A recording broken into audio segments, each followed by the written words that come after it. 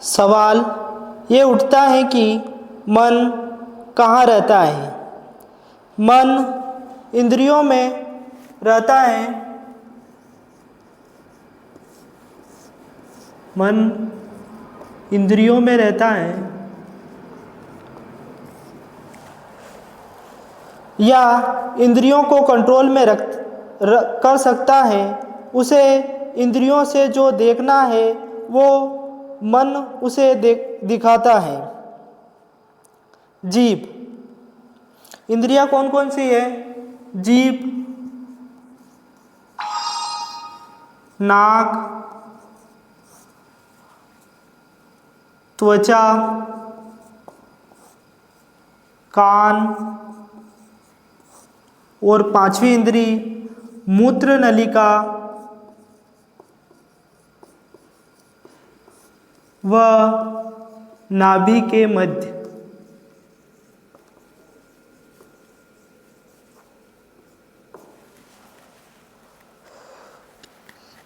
जीभ, यह मन अनेक प्रकार के स्वाद महसूस कराता है। देखने का स्वाद, सुनने का स्वाद आदि। कान, यहाँ मन अनेक प्रकार के शब्द सुनता है, अच्छे अच्छे प्रकार की आवाज़ सुनना पसंद करता है।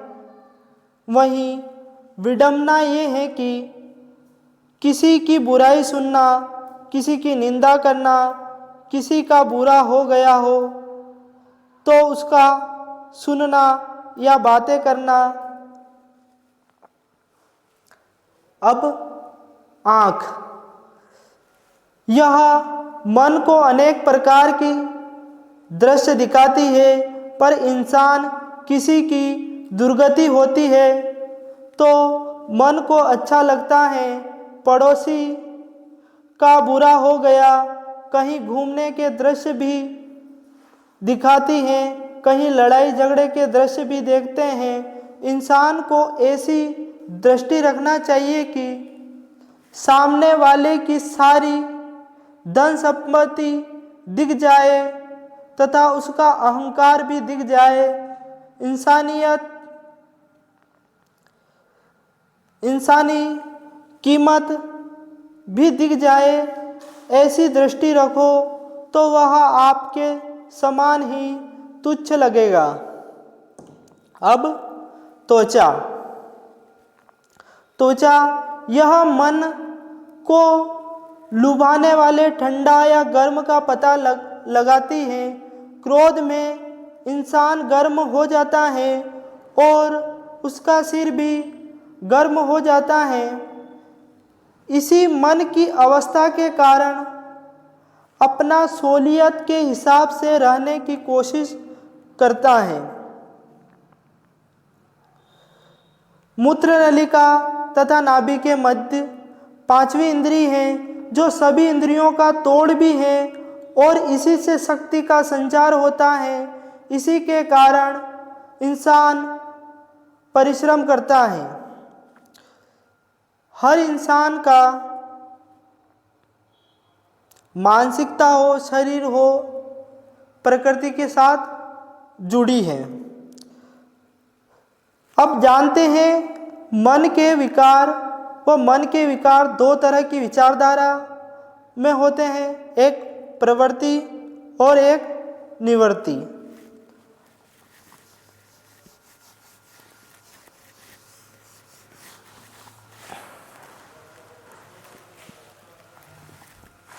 प्रवृत्ति ये प्रकृति के अनुसार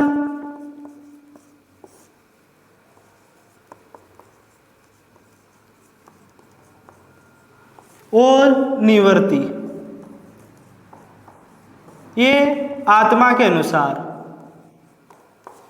प्रकृति जो आपको दिखा रही है उसके हिसाब से मन हो रहा है, उसको प्रवृत्ति बोलेंगे। आत्मा के अनुसार आपके मस्तिष्क से या आपकी बुद्धि से जो मन की स्थिति हुई है वो निवृत्ति। अब क्रोध, प्रवृत्ति क्रोध, अहंकार,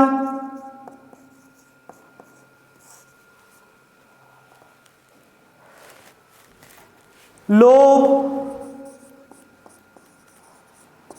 मोह तथा काम।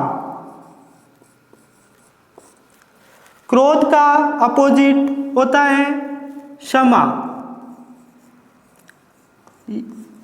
जहां क्रोध आ रहा है, अगर वहां क्षमा को लाएंगे तो क्रोध खत्म होगा। अहंकार का अपोजिट वैराग्य, एकमय जीवन, लोभ, संतोष, मोह, धैर्य,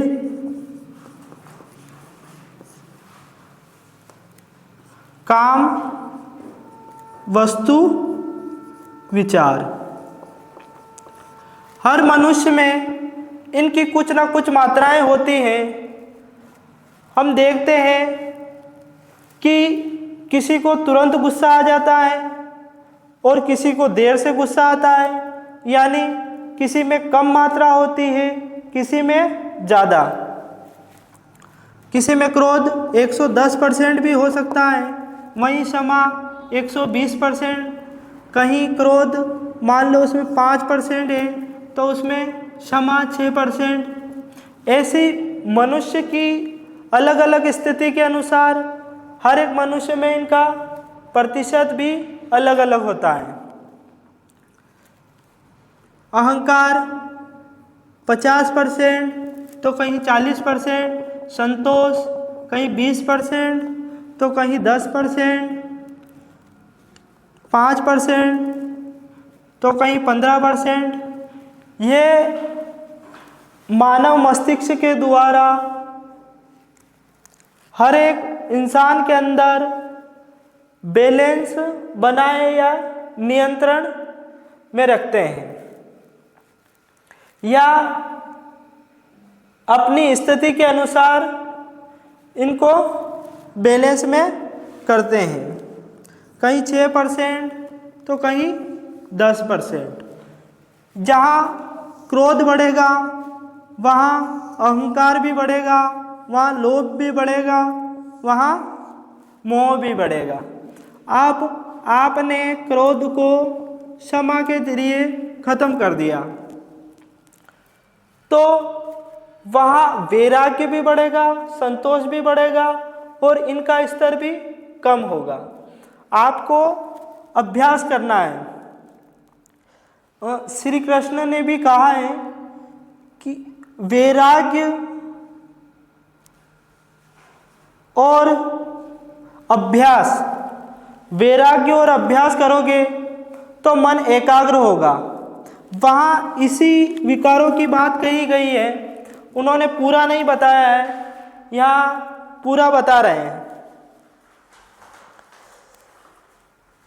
हर इंसान में इनकी कुछ न कुछ मात्राएं होती हैं।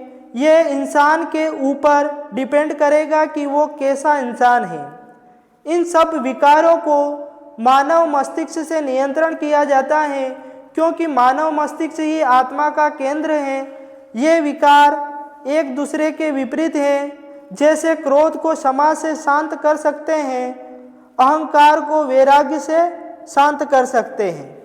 कल हमने क्रोध को पढ़ लिया था, अब अहंकार पढ़ते हैं। अहंकार, इंसान अपनी जो वैल्यू समझता है या उसकी जो वैल्यू होती है उससे कुछ ज़्यादा समझने लगता है, इसे अहंकार कहते हैं। जो अपनी तुलना दूसरों से करता है और अपने आप को उनसे सक्षम या सुंदर या धन संपदा वाला समझता है।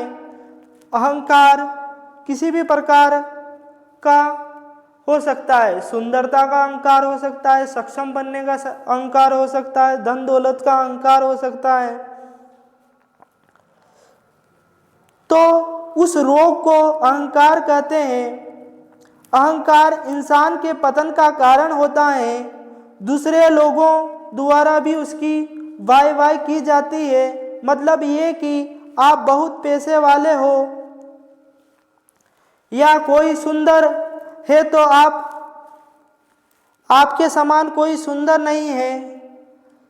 सभी की नज़र आपकी तरफ ही रहती है। अनेक प्रकार से इंसान अहंकार को हो जाता है।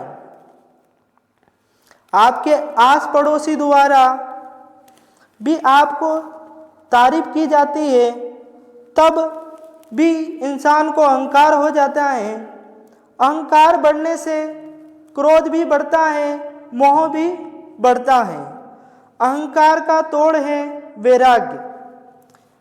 वैराग्य मतलब एकमयी जीवन, किसी से तुलना अपनी नहीं करनी है। अगर कोई आपको चढ़ा रहा है तब भी आपको एकमयी जीवन से रहना है। कोई तारीफ कर रहा है तो अपने आप का महान नहीं समझना है, वरन तुच्छ समझना है कि हमारी इस दुनिया में कोई औकात नहीं है। एक दिन तो सबको छोड़कर जाना है। आप बहुत सुंदर हो कि इन्हीं 5 तत्वों का शरीर सबका बना है और मिट्टी में मिल जाना है। दूसरा कोई आपकी तारीफ कर रहा है तो उस पर ध्यान नहीं देना है, वरन एकमय जीवन बनाना है। तो अहंकार का स्तर धीरे धीरे कम हो जाएगा। अहंकार का स्तर कम होगा तो लोभ का स्तर भी कम होगा, वहीं संतोष बढ़ेगा और धैर्य भी बढ़ेगा, क्षमा भी बढ़ेगा। अब कल पढ़ेंगे लोभ।